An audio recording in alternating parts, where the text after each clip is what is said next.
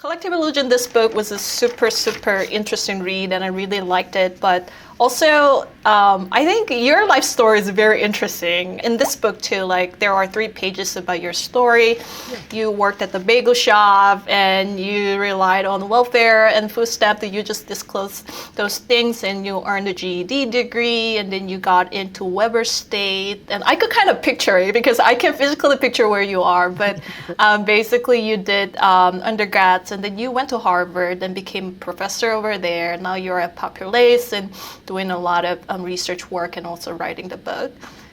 It's an amazing story. It is like really inspiring, but it may be a little bit weird question, but you talked about your journaling practice in the book a little bit. I am curious if you could share a little bit about that before we start the conversation about collective illusion. Do you still do it? How often you do it? Or what is the structure? Yeah. So I found it to be, unbelievably valuable.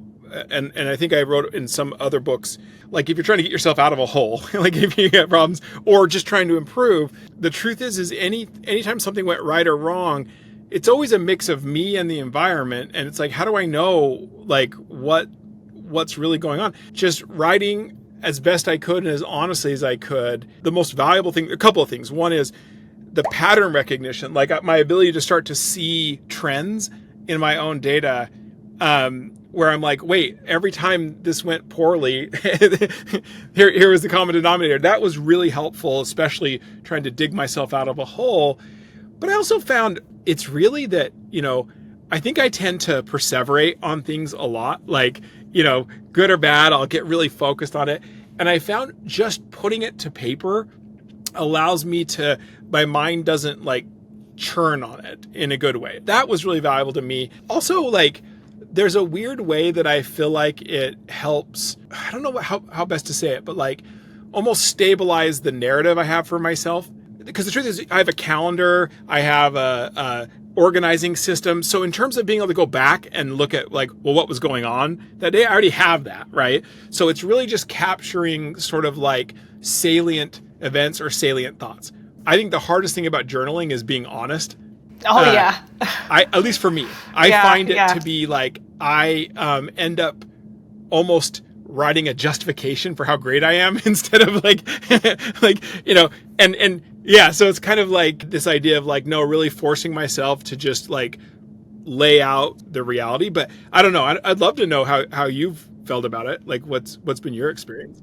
I know that journaling can change my life because I experienced it in my life by doing it. But when I think about why I started it, I don't know. I just started it. I was frustrated or desperate for improvement and changes. Yeah. And it's just like having some data that I can see later about my mood and emotions that I struggled with. So as you said, pattern recognition is one thing. I can go back and see my data. And actually also psychologists say that focus on how much you've changed it rather than comparing yourself to the others. I need a data point because my memory will be distorted in the future. So I do have data points that I can come back. Oh, I was aiming for A and B and C, and actually I'm doing it in my real life after 3 months. So I can say that I did something, I grew. So, it's kind of the data point, but yeah. I love that point, which is it's easy you stay away from comparison, but comparison is sort of a default way that our brain operates. So It's hard.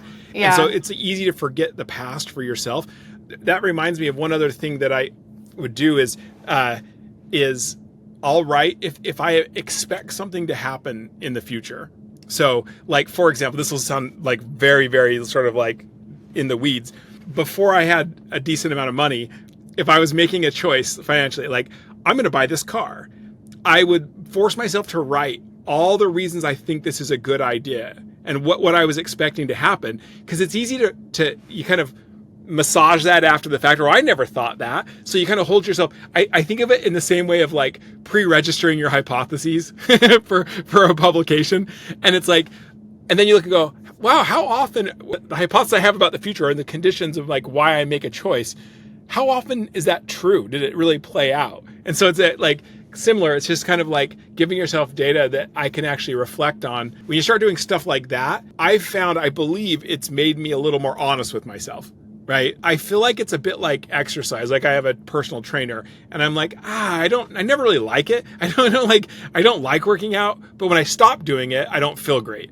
And so I do it. So I think of the same way with journaling. If I go too long without doing it, it just doesn't feel right. And you handwrite, is that right? So I did before. I've actually shifted because first of all, my handwriting's terrible. And all of my organizational system and everything is all digital. And so I think there's something to handwriting, but I've just found that having that integrated into the system is like really, really helpful. Yeah, that makes sense. Yeah, I think it's also related to what we're going to talk about today. So I can write down my opinion. No one is going to see that. I know that. So I don't have to kind of aim for conformity here. So I can be, like, as you said, it is really, really hard to be honest with yourself, and it just takes practice. But also you can leave it in the journal and you know that you have these thoughts, right? So it's less influenced by other people's opinion and other things. So it is, I think it was a good practice.